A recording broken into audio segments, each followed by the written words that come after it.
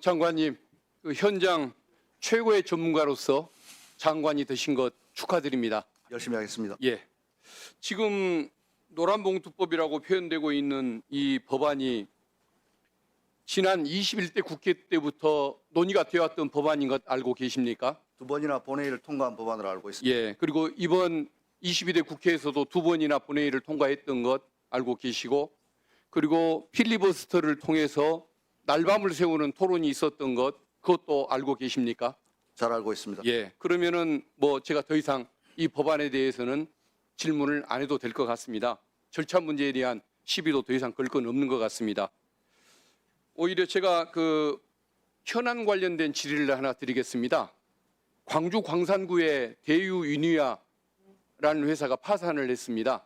그리고 지난 5월 23일 날 그 금호타이어 광주 공장에 대형 화재가 나서 그 제2공장 큰 공장에 뭐 전소되는 그런 상황이 생겼습니다. 그래서 광주와 광산구가 어떤 그 복합적인 경제 위기를 겪고 있다 보니까 지난 6월에 광주 광산구가 고용 위기 지역으로 지정해 달라는 그런 신청을 고용노동부에 제출했습니다. 그리고 광주 지역의 노동계 시민단체도 나섰고 광주 지역의 국회의원 8명도 다 나서서 호소를 하고 있는 그런 상황입니다. 다행히도 금호타이어가 노사 합의를 거쳐서 고용 승계와 빚그린 산단으로의 이전 재가동에 대한 합의를 하긴 했습니다마는 그것이 노사 간의 합의에 불과할 뿐 이게 실현되려면 정부 차원의 또 광주시 차원의 협조가 많이 있어야만 하는 상황입니다. 그래서 지금 현재 정부가 해줄 수 있는 가장 시급한 조치가 광주 광산구에 대한 고용 위기 지역 지정이라고 저는 생각을 합니다. 여기에 대한 혹시 장관님의 생각은 어떠십니까? 네, 존경하는 위원님 말씀처럼 광주 광산구 또 전남 여수 등 예기치 않은 고용 위기 지역들이 계속 발생되고 있습니다. 그와 관련해서 7월 25일 날 현장 실사가 있었던 걸로 알고 있고 또 그저께는 아주 반가운 금호타이어 노사 합의도 있었습니다.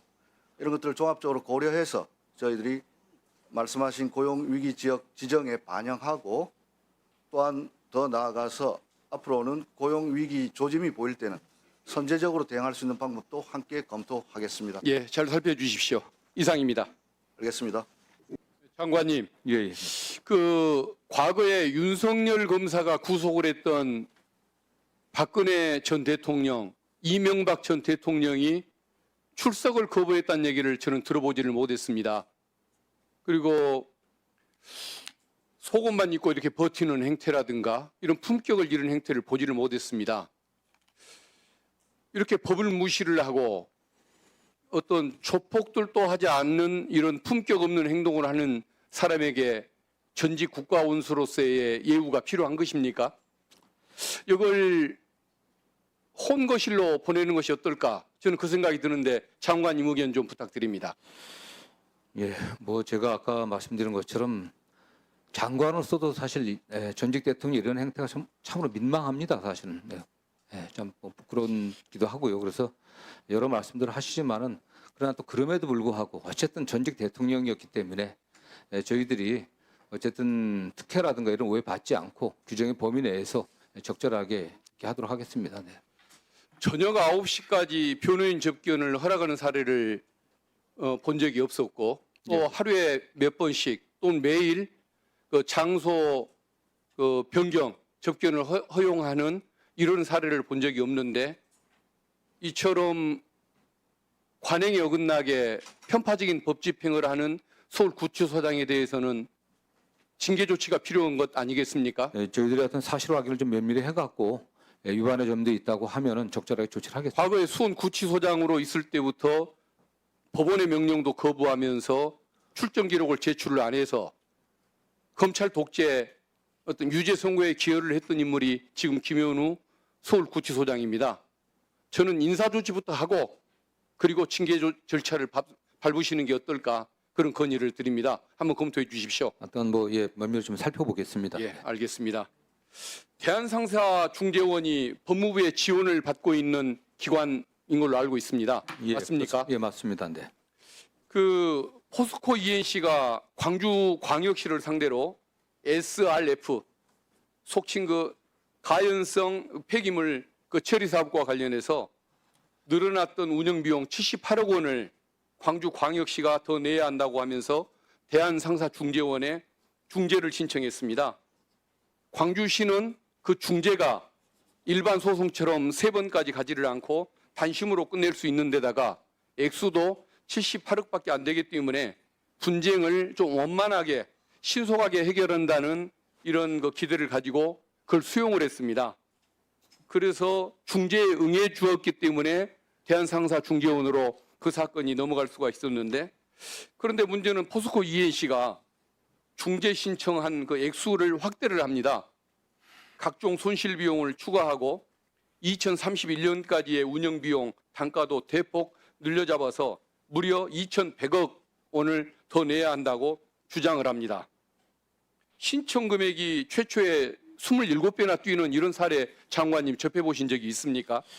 중재 관련 사안은 잘 모르겠습니다. 다만 민사소송과 같이 중재에 있어서도 신청 취지 확장, 그 청구 취지 확장과 비슷한 그런 것은 가능하다고 저는 알고 있습니다. 네. 그런데 이것은 이제 광주시 입장에서 보면은 글로브를 끼고 권투를 하자고 해서 링 위에 올라갔는데 갑자기 칼을 들고 나타나서 찌르려고 하는 것과 똑같은 행동이라고 봅니다.